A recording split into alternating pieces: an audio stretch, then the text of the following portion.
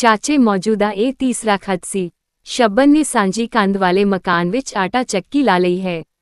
ਮਕਾਨ ਸਾਰਾ ਦਿਨ ਹਿਲਦਾ ਰਹਿੰਦਾ ਹੈ, ਇੱਕ ਪਲ ਲਈ ਵੀ ਚੈਨ ਨਾ। ਇਹ ਬਿੰਦੀ ਮਿਲਦਾ ਤੇ ਉਸਦੀ ਆਵਾਜ਼ ਸਾਰੀ ਰਾਤ ਕੰਨਾਂ ਵਿੱਚ ਗੂੰਜਦੀ ਰਹਿੰਦੀ ਹੈ। ਪੂਰੀ ਰਾਤ ਜਾਗਦਿਆਂ ਤੇ ਖੰਘਦਿਆਂ ਹੀ ਬੀਤ ਜੱਜਾ। ਆ ਬਿੰਦੀ ਦੀ ਹੈ, ਇਸ ਵਾਰੀ ਗਰਮੀਆਂ ਦੀਆਂ ਛੁੱਟੀਆਂ ਵਿੱਚ ਆ ਕੇ ਕੱਟੋ, ਘੱਟ ਇਸ ਮੁਸੀਬਤ ਤੋਂ ਤਾਂ ਖਹਿੜਾ ਛੁਡਾ ਜਾ। ਚੱਕੀ ਕਿਤੇ ਹੋ, ਰਾਰਾ ਵੀ ਲਾਈ ਜਾ ਸਕਦੀ ਹੈ। ਉਹ ਤਲਾਅ ਦੇ ਪਰਲੇ ਪਾਸੇ ਮੇਰਾ ਦੱਦਾ, ਉਹ ਕਮਰਿਆਂ ਦਾ ਮਕਾਨ ਖਾਲੀ ਪਿਆ ਹੈ ਜਿਹੜਾ, ਉਸ ਵਿੱਚ ਲਾ ਲਏ ਮੰਮਾ।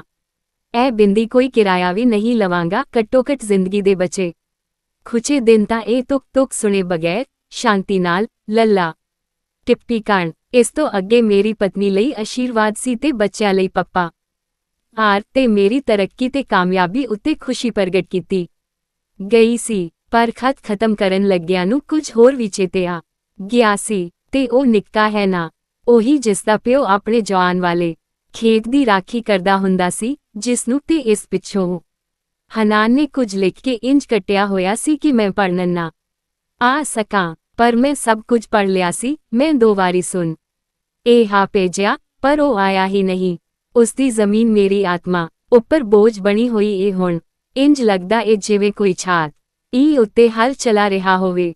ਬੇਟਾ ਆਖਰ ਉਹ ਆਪਣੀ ਜ਼ਮੀਨ ਸੱਸਾ ਕਿਉਂ ਨਹੀਂ ਲੈ ਲੈਂਦਾ? ਉਹ ਆਪਣੀ ਜ਼ਮੀਨ ਵਾਪਸ ਲੈ ਲਏ ਤੇ ਮੇਰੇ ਸੀਨੇ ਦਾ ਭਾਰ ਹੌਲਾ ਹੋ ਜਾਏ ਤੇ ਫਾਲੇ ਵਾਂਗ ਮੇਰੀ ਛਾਤ ਇਹ ਦੇ ਵਿੱਚ ਤਾਂ ਨਾ ਚੁੱਭੇ। ਇਸ ਪਿੱਛੋਂ ਕੁਝ ਪਿਆਰ ਮੁਹੱਬਤ ਦੱਦਾ ਇਹ ਗੱਲਾਂ ਲਿਖੀਆਂ ਹੋਈਆਂ ਸਨ, ਪਰ ਵਾਕ ਉਖੜੇ ਪੁਖੜੇ ਜੇ ਇਹ ਸਨ। ਫੇਰ ਉਹਨਾਂ ਮੈਨੂੰ ਚੇਤਾ ਕਰਵਾਇਆ ਸੀ, ਤੂੰ ਨਾਰਾਜ਼ ਹੋ ਕੇ ਚਲਾ ਗਿਆ ਸੈਂ। ਗੱਲ ਇੰਜ ਹੋਈ ਸੀ ਕਿ ਵੀ ਅੰਮਾ ਦੀ ਸੋਨੇ ਦੀ ਹੰਸਲੀ ਗੁਆਚ ਗਈ ਸੀ। ਸਾਰੇ ਇਹੀ ਕਹਿੰਦੇ ਸਨ ਕਿ ਉਹ ਹੰਸਲੀ ਉਹਨਾਂ ਵੱਡੀ ਬਹੂ ਨੂੰ ਦੇ ਦਿੱਤੀ ਹੈ, ਸੋ ਮੈਂ ਤੇਰਾ ਸਾਮਾਨ ਦੇਣ ਤੋਂ ਨਾ ਕਰ ਦਿੱਤੀ ਸੀ। ਗੱਲ ਤਾਂ ਬੱਬਾ ਇਹ ਅੰਮਾ ਦੀ ਮੌਤ ਤੋਂ ਕਈ ਸਾਲ ਬਾਅਦ ਖੁੱਲੀ। ਉਹਨਾਂ ਅਦਰਨ ਗੱਗਾ ਹੋ ਜਾਣ ਪਿੱਛੋਂ ਕਈ ਸਾਲ ਗੁੰਗਿਆਨ ਵਾਂਗ ਹੀ ਬਿਤਾਏ ਸੀ ਕੱਕਾ। ਉਹ ਹੰਸਲੀ ਵੇਚ ਕੇ ਉਹਨਾਂ ਬਜਰੀਏ ਵਾਲੀ ਮਸਜਿਦ ਦਾ ਫਰਸ਼ ਕਾ ਕਰਵਾ ਦਿੱਤਾ ਸੀ ਤੇ ਉਸ ਦੀਆਂ ਕੰਧਾਂ ਦੀ ਮੁਰੰਮਤ ਵੀ।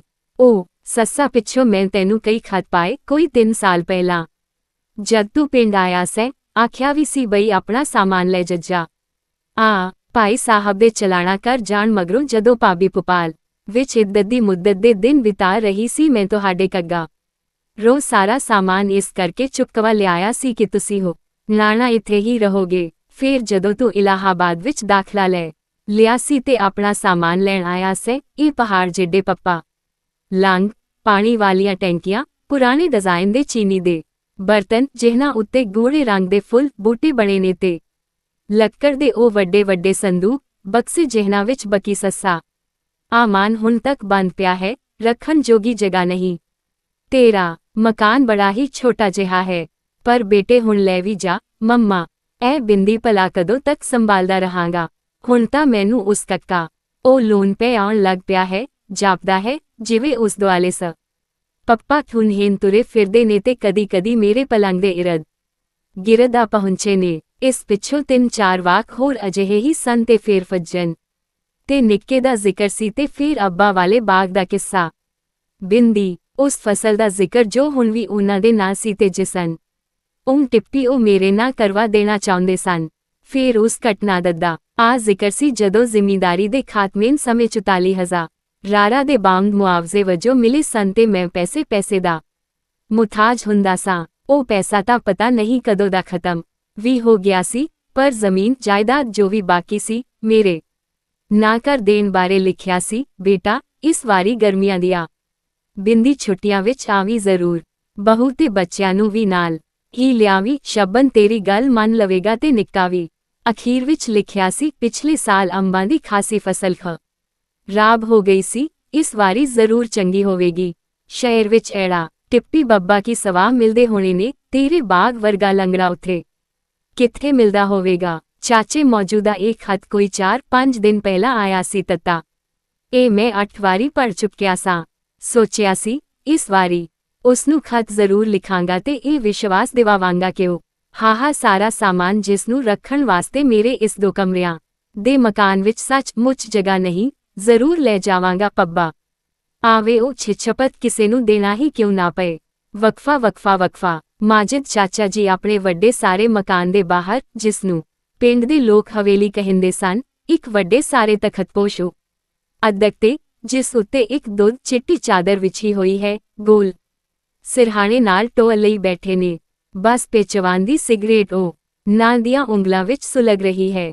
ਅੱਖਾਂ ਇੰਨੀਆਂ ਲਾਲ ਨੰਨਾ, ਇਹ ਕਿਉਂ ਨਾ ਉੱਤੇ 2 ਵਾਰ ਪੋਲਾ ਜਿਹਾ ਹੱਥ ਫੇਰਿਆ ਜਾਏ ਤਾਂ ਖੂਨ ਤ੍ਰਿਪਨ ਲੱਗ ਪਏ। ਕਤਰੀਆਂ ਕਾਲੀਆਂ ਮੁੱਛਾਂ ਤੇ ਸਿਆਹ ਕੱਕਾ, ਆਲੇ ਕੁੰਗਰਾਲੇ ਵਾਲਾ ਨੇ ਉਹਨਾਂ ਦੇ ਲਾਲ ਸੁਰਖ ਚਿਹਰੇ ਨੂੰ ਹੋਰ ਵੀ ਰੋਅਬਦਾਰ ਬਣਾ ਦਿੱਤਾ ਹੈ। ਤਖਤ ਕੋਲ ਇੱਕ ਮੂੜਾ ਰੱਖਿਆ ਹੋਇਆ ਹੈ, ਚੁਫੇਰੇ ਕਰਿੰਦੇ ਵੱਡੀਆਂ ਵੱਡੀਆਂ ਡਾਂਗਾਂ ਚੁੱਕੀ ਖੜੇ ਨੇ। ਮਾਜਿਦ ਚਾਚਾ ਜੀ ਨੇ ਇੱਕ ਲੰਮਾ ਕਸ਼ ਖਿੱਚਿਆ ਤੇ ਸਿਰ ਨੂੰ ਛੋੜ ਆ ਜਿਹਾ ਝਟਕਾ ਦੇ ਕੇ ਬੋਲੇ, ਮਹਿਕੂ ਈਦਗਾਹ ਦੇ ਪਰਲੇ ਪਾਸੇ ਵਾਲੇ ਖੇਤਾਂ ਦਾ ਚੱਲਾ ਕੋਠਾ ਰਾਰਾ ਪਹੁੰਚਾ ਦਿੱਤਾ। ਹਾਂ ਸਰਕਾਰ। ਮਹਿਕੂ ਨੇ ਕੰਮ ਪੂਰਾ ਹੋ ਜਾਣ ਦੀ ਇਤਲਾਹ ਵੀ ਡਰਦਿਆਂ ਹੀ ਦਿੱਤੀ ਸੀ, ਤੇ ਬਾਜਰੇ ਵਾਲੇ ਖੇਤਾਂ ਦੀ ਫਸਲ ਉਹ ਵੀ ਕੱਟੀ ਜਾ ਚੁੱਕੀ ਹੈ ਸਰਕਾਰ। ਮਹਿਕੂ ਕੰਬਣ ਲੱਗਾ, ਪਰ ਗੱਲਾਂ ਅਜੇ ਕੋਠਾਰ ਨਹੀਂ ਪਹੁੰਚਿਆ। ਕਿਉਂ? ਕਿਸੇ ਨੇ ਕੋਈ ਉੱਤਰ ਨਹੀਂ ਦਿੱਤਾ। ਮਹਿਕੂ, ਜਿਸ ਦੀਆਂ ਅੱਖਾਂ ਜ਼ਮੀਨ ਉੱਤੇ ਗੱਡੀਆਂ ਹੋਈਆਂ ਸਨ, ਆਪ ਨੀ ਡਾਂਗ ਦੀਆਂ ਗੰਢਾਂ ਉੱਤੇ ਉਂਗਲਾਂ ਫੇਰਨ ਲੱਗ ਪਿਆ, ਪਰ ਕਿਸੇ ਕਰਿੰਦੇ ਨੇ ਉਸਦੀ ਇਹ ਹਰਕਤ ਵੇਖੀ ਨਹੀਂ, ਕਿਉਂਕਿ ਉਹਨਾਂ ਦੀਆਂ ਅੱਖਾਂ ਵੀ ਧਰਤੀ ਉੱਤੇ ਗੱਡੀਆਂ ਹੋਈਆਂ ਸਨ। ਮੇਰੇ ਸਵਾਲ ਦਾ ਜਵਾਬ ਨਹੀਂ ਮਿਲਿਆ। ਮਾਜਿਦ ਚਾਚੇ ਹੁਰੀ ਕੜਕੇ, ਇੰਜ ਲੱਗਿਆ ਜਿਵੇਂ ਬਿਜਲੀ ਕੜਕੀ ਹੋਵੇ ਤੇ ਉਹਦੀ ਜ਼ੱਜ਼ਾ ਦੀ ਆਵਾਜ਼ ਬਦਲਾਂ ਨਾਲ ਟਕਰਾ ਰਹੀ ਹੋਵੇ।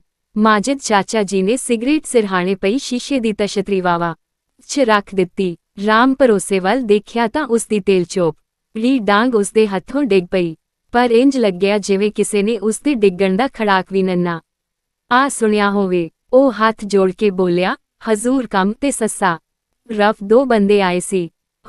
ਮਾਜਿਦ ਚਾਚਾ ਜੀ ਨੇ ਜਿਵੇਂ ਗੁੱਸਾ ਪੀਣ ਦੀ ਕੋਸ਼ਿਸ਼ ਕੀਤੀ। ਹਜ਼ੂਰ, ਰਾਮ ਭਰੋਸੇ ਨੇ ਕੰਬਦੀ ਆਵਾਜ਼ ਵਿੱਚ ਕਿਹਾ, ਇੱਕ ਬੰਦਾ ਸ਼ਬਨ ਨੂੰ ਬੁਲਾਉਣ ਗਿਆ ਸੀ, ਪਰ ਉਸਦੀ ਮਾਂ ਕਹਿੰਦੀ ਬਿਮਾਰ ਬੇਗਾਰ ਨਹੀਂ ਕਰ ਸਕਦਾ।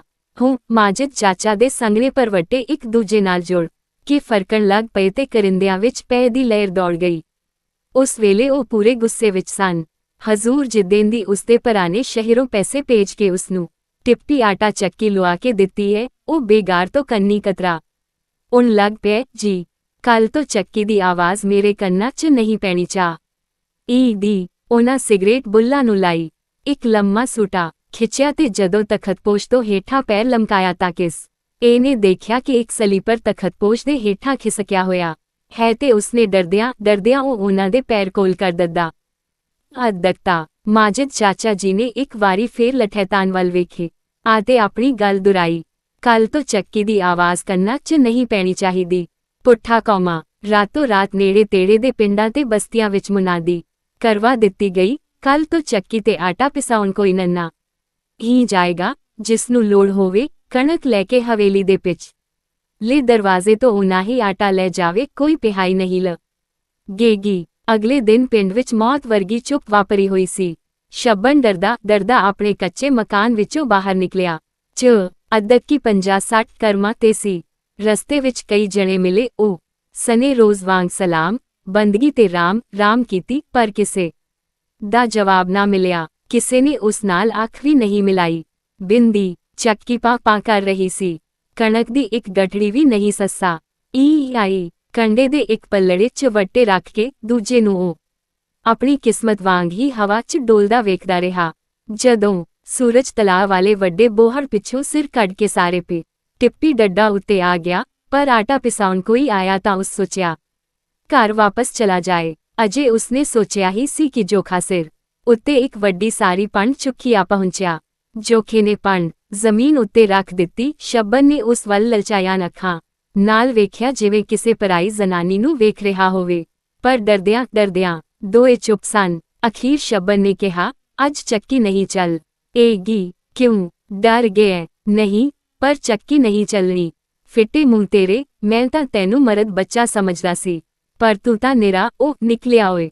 ਦੋਹਾਂ ਨੇ ਇੱਕ ਵਾਰੀ ਫੇਰ ਇੱਕ ਦੂਜੇ ਵੱਲ ਤੱਕਿਆ। ਜੋਖਾ ਵੀ ਸ਼ਬਨ ਵਾਂਗ ਨਰੋਆ ਜਵਾਨ ਗੱਭਰੂ ਸੀ। 2-4 ਸਾਲ ਵਾਵਾ ਅੱਧਕ ਡਾਕਟਰ ਹੋ ਤਾਂ ਕੀ, ਪਰ ਅੱਜ ਤੱਕ ਉਸਨੇ ਵਾਲਾਂ ਨੂੰ ਮਹਿੰਦੀ ਨੰਨਾ ਹੀ ਸੀ ਲਾਈ। 2 ਜਵਾਕ ਸਨ ਤੇ 2 ਕੁੜੀਆਂ। ਅਸਲ ਵਿੱਚ ਸ਼ਬਨ ਆਪਣੇ ਨਾਲੋਂ ਵੱਧ ਉਸ ਬਾਰੇ ਸੋਚ ਰਿਹਾ ਸੀ। ਮੀਆਂ ਉਸ ਨੂੰ ਨੰਨਾ ਔ ਕਰੀ ਤੋਂ ਹਟਾ ਦੇਣਗੇ, ਫਿਰ ਵੀ ਬਾਜ਼ ਨਾ ਆਇਆ ਤਾਂ ਕਰ ਸੜਵ ਆ ਦੇਣਗੇ। ਕੱਚੀ ਕਬੀਲਦਾਰੀ ਹੈ, ਕੀ ਬਣੂੰਗਾ ਇਸਦਾ। ਇਹੀ ਸੋਚ ਕੇ ਉਸਨੇ ਆਟਾ ਪੀਸਣ ਤੋਂ ਇਨਕਾਰ ਕਰ ਦਿੱਤਾ ਸੀ। ਪਰ ਸ਼ੱਬਨ ਦੇ ਚੱਕੀ ਚਲਾਉਣ ਜਾਂ ਨਾ ਚਲਾਉਣ ਨਾਲ ਕੋਈ ਫਰਕ ਨਾ ਪਿਆ। ਜੋਖੇ ਨੂੰ ਨੌਕਰੀਓਂ ਹਟਾ ਦਿੱਤਾ ਗਿਆ ਤੇ ਉਸਦਾ 4 ਬਿਸਵਿਆਂ ਦਾ ਖੇਤ, ਜਿਹੜਾ ਮੀਆਂ ਦੇ ਖੇਤ ਨਾਲ ਲੱਗਦਾ ਸੀ, ਰਾਤੋਂ ਰਾਤ ਖਾਲ ਦੇ ਅੰਦਰਲੇ ਪਾਸੇ ਕਰ ਦਿੱਤਾ ਗਿਆ ਸੀ।